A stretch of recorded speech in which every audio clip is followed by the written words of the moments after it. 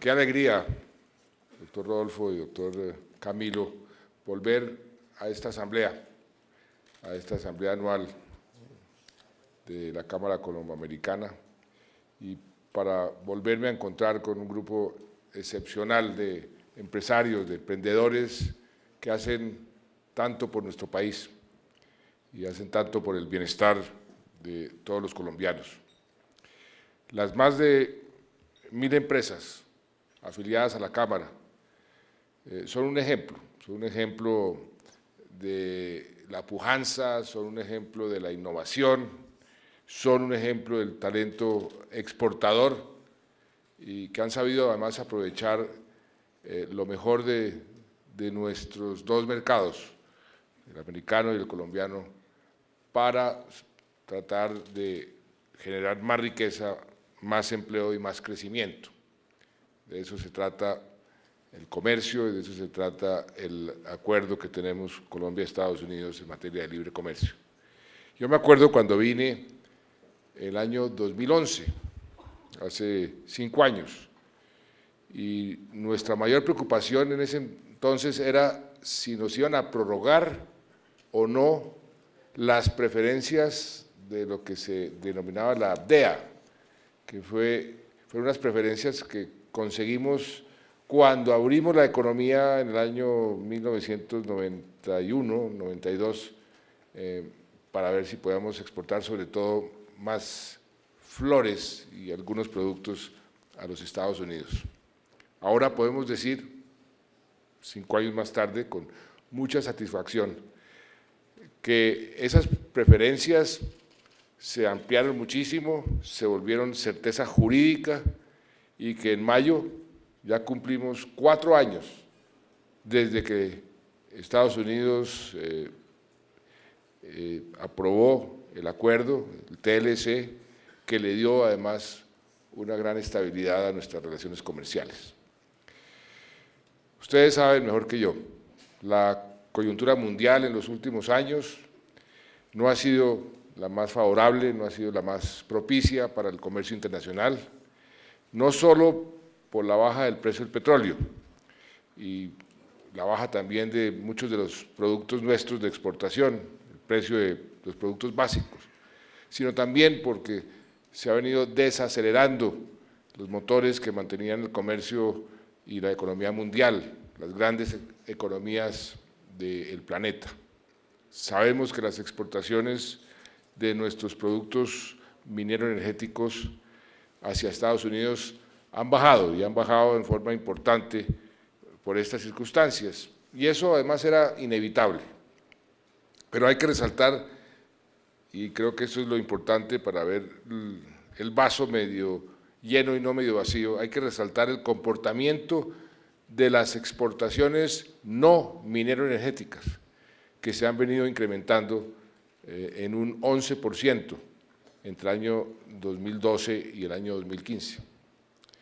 Eso en el fondo, y lo he dicho muchas veces, es saludable, pues estamos aprendiendo a exportar más y a exportar manufacturas y a exportar más productos del agro, que requieren, entre otras cosas, más mano de obra colombiana y que además diversifican nuestra oferta. No era bueno, ni con los Estados Unidos, ni con ningún otro país, que nuestro comercio dependiera más y más del petróleo y de las exportaciones minero-energéticas. Por eso digo yo que no hay mal que por bien no venga, y la baja del precio del petróleo en cierta forma nos salvó de entrar de lleno en esa enfermedad que la han denominado la enfermedad holandesa. Durante la vigencia del TLC, 1.255 empresas pequeñas, sobre todo MIPYMES, han hecho sus primeras exportaciones a Estados Unidos y hemos incursionado con 376 productos nuevos, 376 productos nuevos. Estados Unidos, por supuesto, sigue siendo nuestro principal socio comercial y Estados Unidos sigue siendo el principal inversionista en nuestro suelo. 3 de cada 10 dólares de nuestras exportaciones corresponden a ventas de Colombia hacia Estados Unidos, y 3 de cada 10 dólares de nuestras importaciones también corresponden a compras de Colombia provenientes de Estados Unidos. Ese dinamismo, repito, a pesar del difícil entorno económico global, del dificilísimo entorno económico regional, se debe en buena parte al trabajo, al empuje de ustedes, de los empresarios de Colombia, que todos los días están haciendo un trabajo muy importante, tratando de aprovechar las oportunidades que salen de las crisis, que no se rinden ante los obstáculos y que donde otros ven problemas, ustedes ven realmente oportunidades. Y hay casos realmente llamativos. Empresas huilenses, por ejemplo, que proveen de mojarra a los almacenes Walmart en Miami, en Los Ángeles, o de tilapia a los restaurantes de Atlanta o de Nueva York o de Boston, peces que crían con las mejores características de calidad en nuestra represa, que ahora está baja en su embalse, pero que está subiendo, que es la empresa de Betania, allá en el sur del país. Hay indígenas del Cauca, por ejemplo, que están exportando quinoa, ese producto andino lleno de propiedades nutricionales, a consumidores norteamericanos que están privilegiando la salud. O, por ejemplo, unas mujeres cabeza de hogar en Roldanillo Valle, que se asociaron para exportar ajiaco y sancochos congelados, y además nos dicen que obtienen una magnífica rentabilidad. Son ejemplos pequeños pero muy dicientes. Ellos representan esos nuevos nichos de mercado que los colombianos podemos y debemos aprovechar, y mucho más ahora cuando la apreciación del dólar hace mucho más atractivo exportar. Con el Ministerio de Comercio, con ProColombia, con Bacoldex, con el nuevo estatuto aduanero que construimos de la mano del sector privado, porque eso fue un trabajo de concertación muy dispendioso, muy largo, pero muy productivo, creo yo, y que va a ser muy importante para nuestros exportadores y nuestros importadores que queremos para facilitar el comercio exterior. Y ese documento lo firmé la semana pasada, y con todos ellos estamos fortaleciendo nuestra capacidad exportadora, nuestro músculo exportador, que todavía tiene mucho camino por recorrer. Nosotros seguimos siendo, a pesar de todos los esfuerzos, hace 25 años abrimos la economía, primer ministro de Comercio Exterior, y sin embargo todavía el porcentaje del comercio frente a nuestra población, al tamaño de nuestra economía, sigue siendo relativamente bajo. Y es bueno decir, en este escenario privilegiado de empresarios, que la economía colombiana, en medio de la turbulencia internacional, mantiene un rumbo firme, porque tiene unos parámetros claros hacia dónde tenemos que ir, y muestra una resistencia que ha sido elogiada por los analistas, por el Fondo Monetario, por el Banco Mundial, por quienes están siguiendo día a día los resultados de nuestra economía. El último dato, lo conocimos la semana anterior, fue el crecimiento del año pasado, 3.1%. Un crecimiento liderado por la construcción, por el sector financiero, por el agro, por el comercio, por el turismo. Ese crecimiento fue superior a los pronósticos de la inmensa mayoría de los analistas, de los propios organismos internacionales, que decía que íbamos a crecer mucho menos, 2,5%, 2,7%, y cuando nos comparamos con la región, pues fuimos el país, el segundo país que más creció después de Perú. Perú creció más que Colombia porque el último trimestre tuvo un crecimiento muy alto, por unas circunstancias muy particulares, 4,7%, entonces Perú acabó creciendo el año pasado 3,3%, Colombia 3,1%, pero muy por encima del promedio regional, que fue negativo. El crecimiento estuvo por encima de México, por encima de Chile, por encima de Brasil, por encima de Argentina, y fue un crecimiento sano y sólido. Porque otro dato que conocimos recientemente, y eso es muy importante, porque por eso digo que el crecimiento es sano y sólido, porque estamos creciendo, pero al mismo tiempo estamos mejorando nuestros indicadores sociales. Conocimos también hace unos días el dato de la pobreza, que ha sido una prioridad para este gobierno. Mientras que cuando llegamos al gobierno, 40 de cada 100 colombianos era pobre, 40 de cada 100, el año pasado esta proporción bajó a menos de 28 por cada 100, o sea, de 40% de pobreza a 27,7 o 0,8% de pobreza. Y el porcentaje de la población colombiana que está en lo que se denomina la pobreza extrema disminuyó casi a la mitad, estaba cercano al 14% y hoy estamos cercanos al 7%. ¿Y esto qué implica? ¿Por qué es tan bueno aparte de la perspectiva humanitaria? Desde el punto de vista económico, eso lo que quiere decir es que estamos ampliando y estamos fortaleciendo la clase media.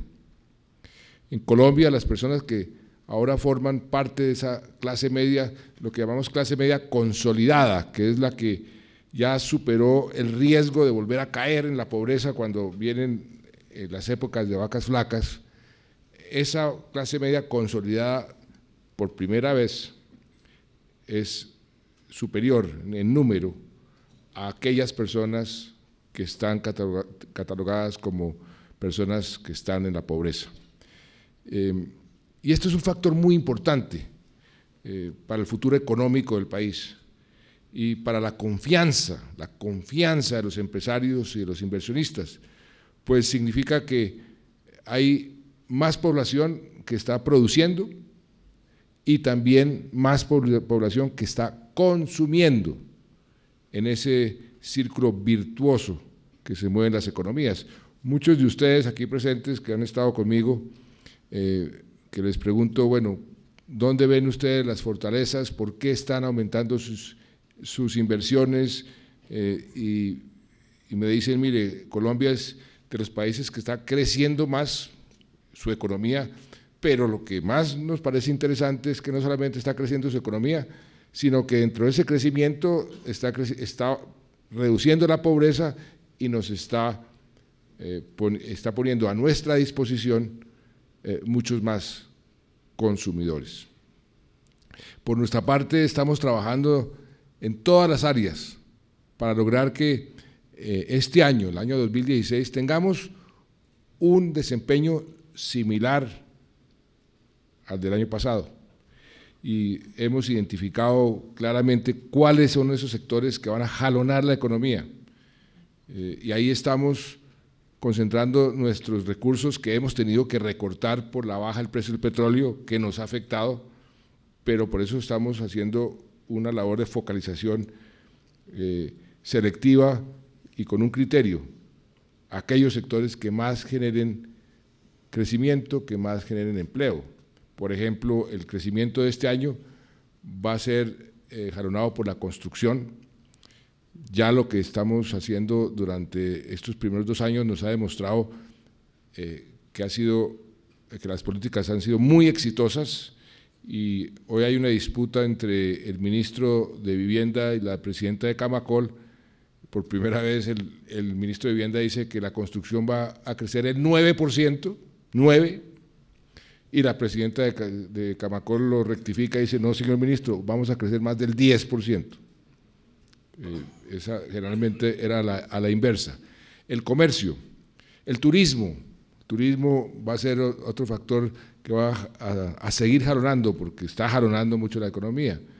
Pero un sector especialmente importante también va a jalonar la economía en forma importante, que es el sector de la industria, que pronosticamos puede estar alrededor del 8%. Y ayer conocimos el crecimiento de la industria en el mes de enero, y esa cifra fue del 8.2% de crecimiento sobre el mismo mes del año anterior, lo que nos demuestra que sí podemos y que está en marcha esa reactivación de nuestro sector industrial, de nuestro sector de las manufacturas. Una construcción subiendo al 9-10%. La industria, y esa cifra no la habíamos visto hace muchísimos años. El año pasado la industria acabó creciendo el 3.9% y era la mejor cifra en los últimos 15 años. Es decir, como enseñan los orientales, estamos tratando de convertir esta difícil situación, la baja del precio del petróleo, la devaluación, en oportunidades. Y lo estamos haciendo con seriedad, con responsabilidad, ajustando el gasto público para no salirnos de los parámetros que son los que generan la confianza, la regla fiscal que nosotros mismos nos autoimpusimos a través de una reforma constitucional y de una ley para dar confianza a los inversionistas. Entonces tenemos que hacer un equilibrio sano entre la responsabilidad fiscal, el ajuste para que las cuentas fiscales no se salgan de los parámetros razonables, y al mismo tiempo promoviendo los sectores que más crean empleo y crecimiento. Y por eso la directora del Fondo Monetario dijo, mire, Colombia es un ejemplo de cómo se maneja una crisis, cómo se maneja una transición. Miren lo que está sucediendo en Colombia, lo mismo dijo el presidente del Banco Mundial cuando nos visitó hace unas semanas.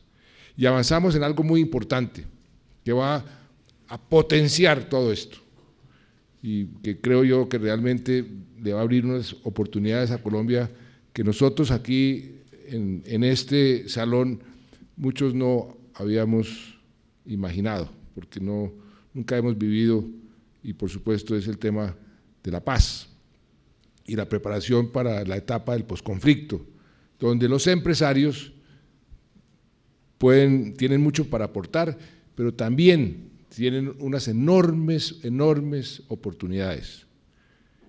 Sé que en unos minutos las exposiciones del doctor Pardo, que es el ministro para el posconflicto, y el de Joshua Metrotti, que está a cargo de la Agencia de Reintegración, pues les van a contar sobre la forma como el sector privado puede aportar a esta fase crucial de nuestra evolución como nación. Mucha gente se pregunta en el país, uy, ¿qué van a hacer con todas estas personas que se van a desmovilizar de las FARC? ¿Qué se van a poner a hacer? Se les olvida que nosotros ya hemos desmovilizado, ¿cuántos, Joshua? Más de 53.000, 59.000 personas.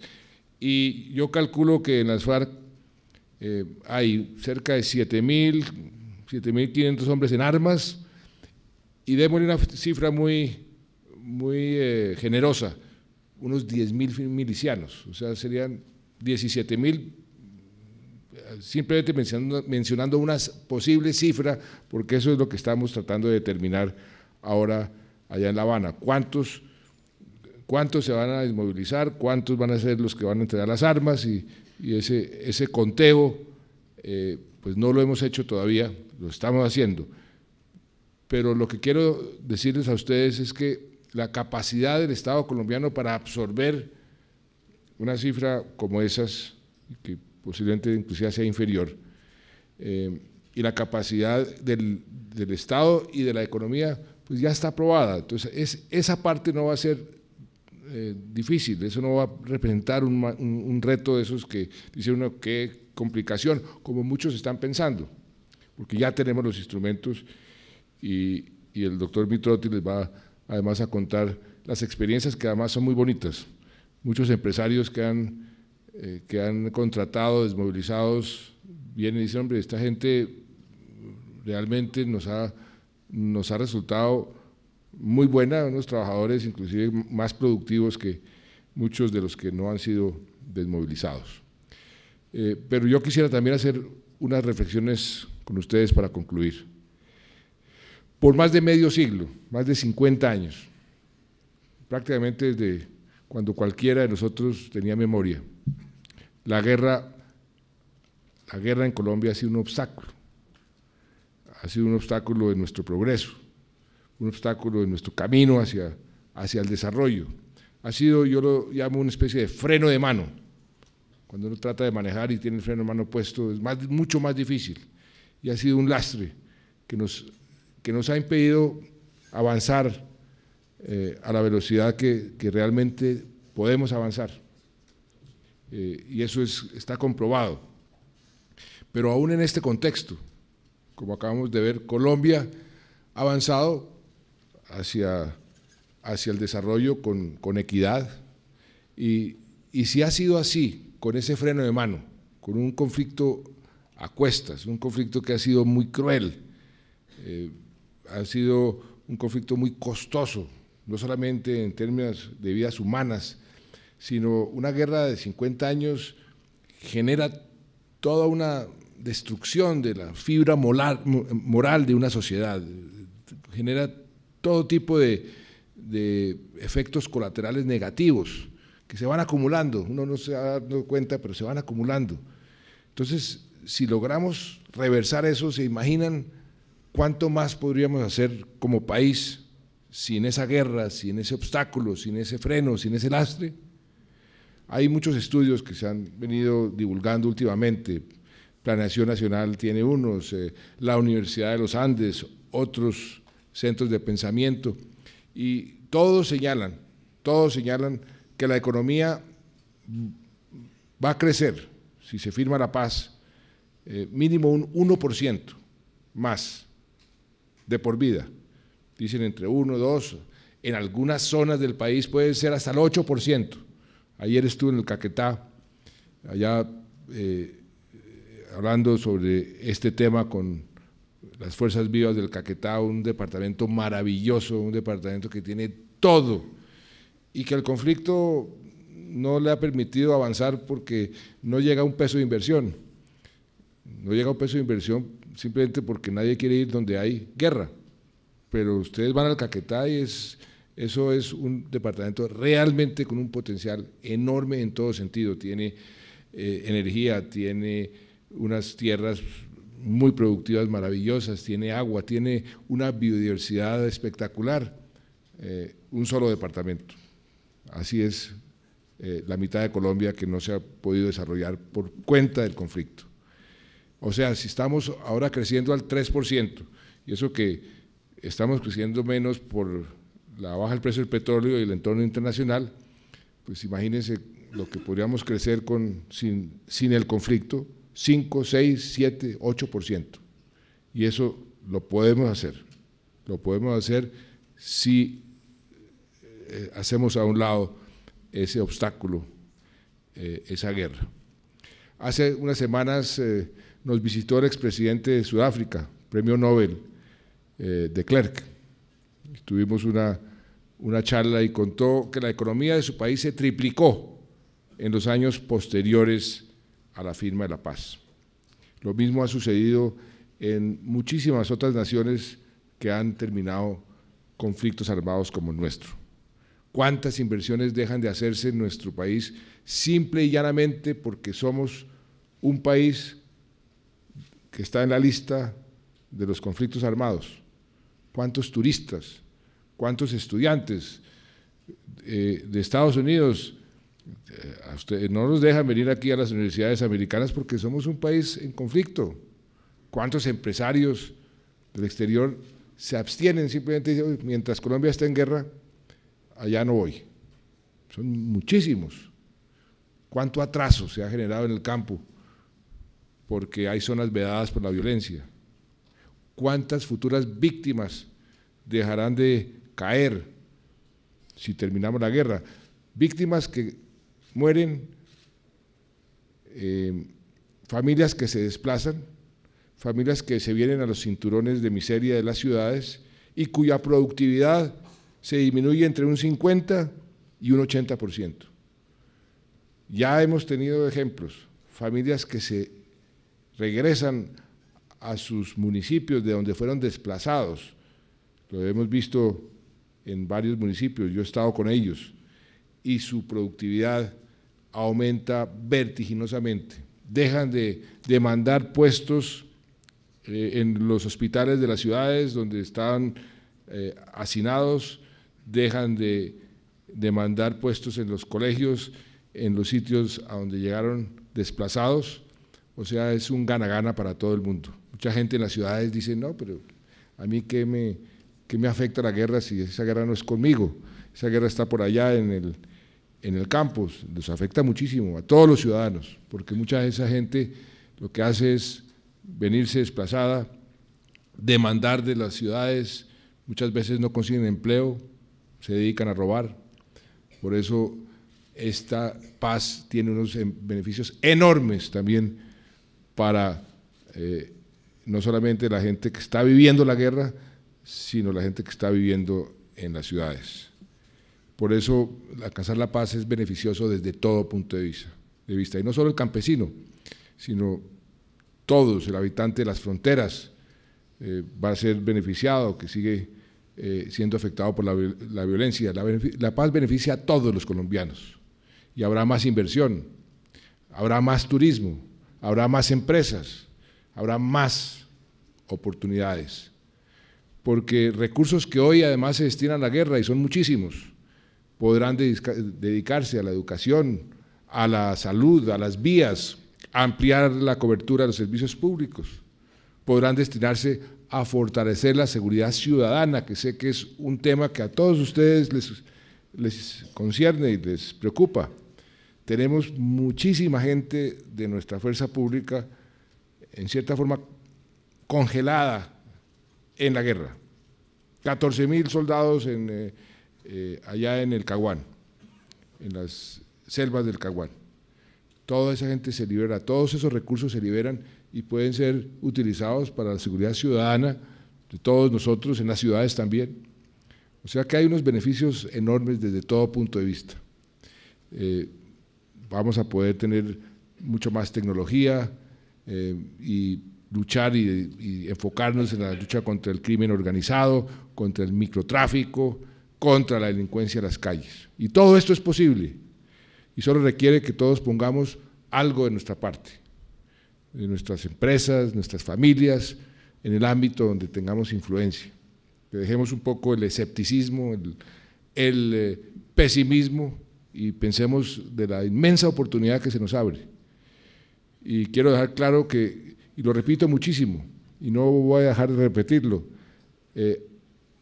esta paz no es mía, esta paz no es del gobierno, esta paz es de todos los colombianos. Y apoyar la paz no quiere decir que están apoyando al gobierno, están apoyándose a sí mismos, apoyando el país. Y yo pues, respeto muchísimo la crítica y la oposición, y nadie, mucho menos un gobernante, es monedita de oro para gustar a todo el mundo. Pero la paz está por encima, coloquémosla todos colocémosla por encima de cualquier disputa personal. Y yo como mandatario, como presidente, y para eso me eligieron, quiero la paz, pero apenas soy un episodio en la historia, pasajero. La paz es por Colombia, por cada uno de los más de 48 millones de colombianos. El mundo entero está viendo esta paz como una gran oportunidad. El mundo entero está viendo la paz como una un gran caso de éxito en un mundo que está convulsionado por todo tipo de problemas y de crisis y de conflictos. La paz es por nuestras familias y porque queremos que nuestros hijos, nuestros nietos vivan en un país sin miedo. Nosotros no hemos visto un país sin miedo, por eso no nos lo podemos imaginar, pero yo sí le quiero dejar a mi hijo, que está por aquí, un país sin miedo, que pueda vivir en un país donde el miedo no sea un obstáculo, un freno, y escuchar simplemente noticias todos los días de muertes, de masacres, cada día, y eso es lo que tristemente nos hemos acostumbrado los colombianos. La paz además es por el mundo, porque como les decía, nos mira con esperanza. Somos el único conflicto de 22 conflictos que se están hoy, que están poniéndose en marcha en el mundo, que están en el mundo conflictos armados. Somos el único que tiene posibilidades de una solución pronta por la vía pacífica. Y no la estamos pactando, como algunos dicen, a cualquier precio y de cualquier manera. Tenemos un equipo negociador, serio, dedicado, personas de las más altas cualidades. Tengo un grupo de asesores internacionales que han tenido experiencia práctica en negociaciones desde el primer día, desde hace más de 4 años y medio, que me vienen asesorando cada paso. Cada paso ha sido analizado, cada paso ha sido estudiado, no hemos improvisado en ningún momento. Ha sido difícil terminar una guerra de 50 años con una gente como la que tenemos al frente, no es nada fácil, pero creo que hemos avanzado, lo que hemos avanzado precisamente porque en ese proceso ha habido seriedad, ha habido responsabilidad, ha habido planeación y unas líneas rojas clarísimas que nos pusimos desde el principio. Aquí no vamos a hacer la revolución por decreto como querían las FARC, no vamos ni estamos poniendo en tela de juicio nuestro sistema económico, ni nuestro sistema político, estamos simplemente haciendo una transición de un grupo armado, el último que queda en el hemisferio occidental, hacia una democracia con las garantías que requieran, y es la primera vez que un grupo armado, una guerrilla, se somete a una justicia transicional y al mismo tiempo entrega las armas. Eso nunca se había visto antes.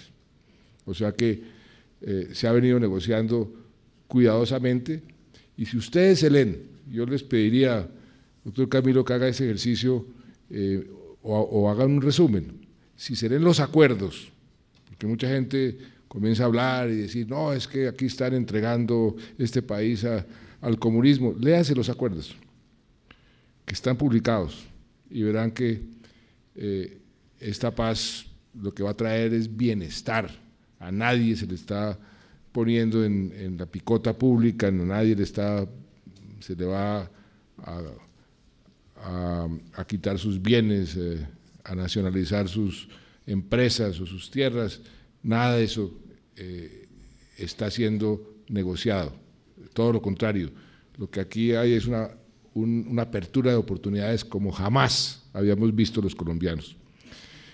De manera que en eso, pues ustedes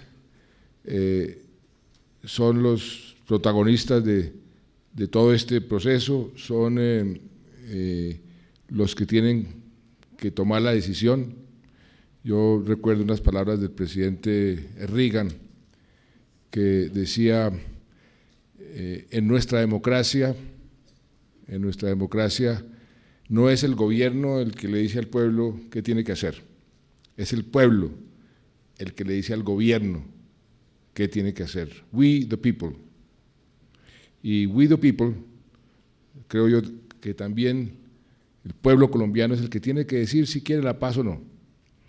Y por eso el plebiscito, porque no es Juan Manuel Santos y no es el gobierno, es el pueblo colombiano el que tiene que decidir si queremos dar ese salto hacia ese futuro promisorio lleno de oportunidades, o si nos mantenemos en ese pasado anclados a la violencia, a esa guerra permanente, una guerra irregular, ¿no?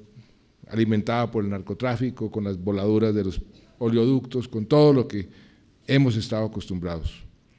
Yo estoy seguro que el pueblo colombiano va a tomar esa decisión de escoger el futuro y no quedarse anclado en el pasado. Estoy seguro que ustedes, que son personas que tienen peso específico en todos sus ámbitos, que tienen una gran responsabilidad, empresarios, dirigentes, pues también van a poner su granito de arena y no solo van a apoyar este salto hacia el futuro, hacia un mucho mejor futuro, sino que van a decirle a mucha otra gente que ese es el camino que más le conviene a Colombia. Muchas gracias.